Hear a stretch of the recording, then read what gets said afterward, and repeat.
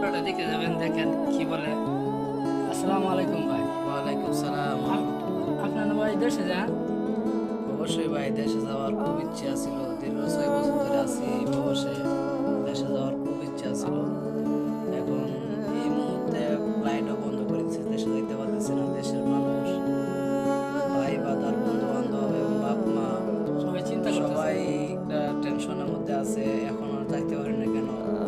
নিজেরও অনেক মানে আবেগ, অনেক কাজ করছিল যে দেশে যাবো, অনেক কিছু মানে অনেক সামান টামান কিনছিলাম।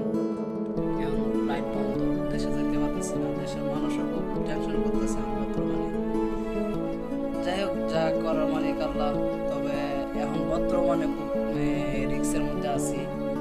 এরকম আজকে এই মুহূর্তে প্রায় আধা ঘন্টা আগে, 29 রোজায় হ্যাঁ 29 রোজায়, এই মুহূর্তে সন্ধ্যায় আধা ঘন্টা আগে সন্ধ্যায়, এখন কিছুক্ষণ আগে আপনার মিসাইল ছুটছে।